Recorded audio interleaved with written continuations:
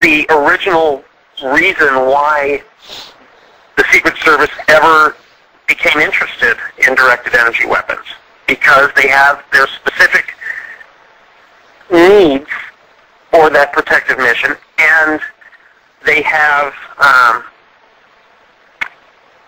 let's just say, difficulty retaining their counter-sniper people and their counter-assault people.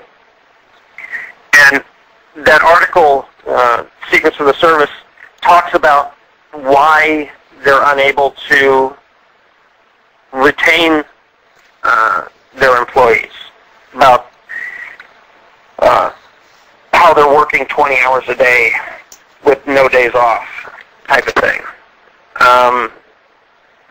And plus the conditions that they have to work in frequently are not conducive to comfort. You know, they're out in very high temperatures. They're out in very cold weather. It's not a comfortable job to work at, and they don't pay nearly enough. So they lose a lot of those people. Now with the transition to directed energy weapons, they have an air-conditioned, climate-controlled van with better visibility because it's computer-enhanced and augmented. And they don't have to have people that are experts in firearms, at least 50 caliber firearms, operating the vans. They literally sit in a van that looks like it's got a bunch of video games in it. And the directed energy weapons are just that easy to operate. Well, Don, can I ask you a question? Why is this testing being performed on innocent civilians? Why not get a volunteer group? Because... or pay someone for this testing? Why innocent people that it's killing? It is killing people. Why? The reason, the easy answer for that is that because they're there. The Secret Service is an organization that is very, very corrupt, for one. And the testing itself, the testing of the technologies, is something that would not be as effective on a voluntary group of people, because the Secret Service is looking for real-world results, not hypothetical results, not study group results. It's looking for real-world results because it's got to operate in the real world. And the reason why the testing is happening on innocent people is because the Secret Service does not think that it will ever be caught. The devices are so covert, they leave no evidence behind. There's absolutely, they figured that there was no downside. But they should have realized that there really was a downside. And they thought that no matter what happened, no matter whether they were caught or not, that nothing would ever be done as far as prosecuting them, or, you know, that they would never be held accountable. And it's a tremendous egotism and arrogance on their part, because they figure that they have the most important job in the whole world, and no one in a position of authority is ever going to interfere with that. And frankly, that is insane. Well, what about the victims in other countries? Do you feel that's the Secret Service as well, or do you feel there's other agencies or criminals who are behind other stalking cases?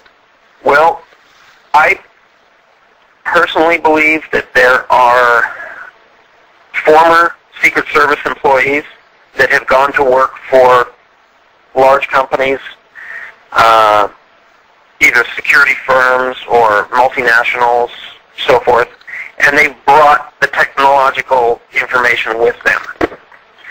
So the victims in other countries are quite possibly victims as a result of the Secret Service's development and misuse of the devices, but not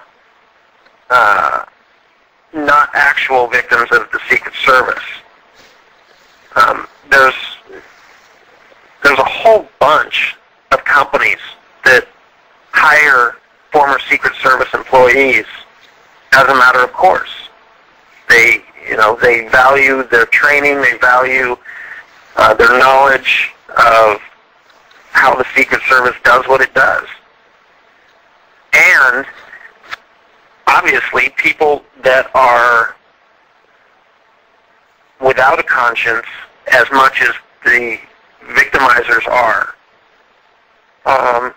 would easily be able to go out and sell themselves to some less than ethical corporations and, entice them with their knowledge of these technologies. The victims in other countries could be just victims of corporations that are trying to do their own form of testing. But I don't know. Well, I see it all the time. I get more and more emails all the time. I'm receiving more and more emails constantly, and all over the world. I get UK, Australia, Nova Scotia, New Zealand. I'm getting them from everywhere. So everyone has a different idea of what's happening, and I just wondered what your opinion is. Well, it could be something as simple as the other governments are finding out what the U.S. government is doing and copying it. That sort of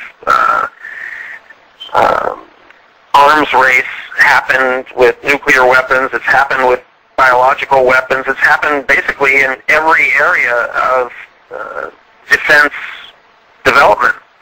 And it would not be inconceivable at all that those other governments are realizing just how powerful the weapons are, and they want to get in on having them and using them. And I got to tell you, the directed energy weapon technology, the microwave auditory effect technology, is the most powerful weapon ever created. And the fact that it's already being abused is really, I think, going to be kind of a glimpse into the future of that entire category of weapon. Like I was saying before, when you're able to force someone to do something that they otherwise would not do, and you're able to do that from a distance of 1,000 meters away, leaving no evidence whatsoever that you were ever there, the potential for that is limitless, literally. Anything that anyone ever wanted would be theirs. And there's no one that would be able to even, they wouldn't be able to stop them, but they wouldn't even know that they were doing what it is that they were doing because somebody had put them up to it. Well, no one's stopping the perpetrators now, and the victims, of course, are suffering. Of course, absolutely. And the fact is that the Secret Service is going to get busted. And then all of this is going to come out. And there is a tremendous downside to that as well. And I hate to be the voice of reason when I'm being so unreasonably abused. But the fact is that when the public light is brought to bear on these technologies, it is going to cause a huge, huge amount of interest in the devices. And that is going to cause an increase in the number of people that are being controlled. But even so, I cannot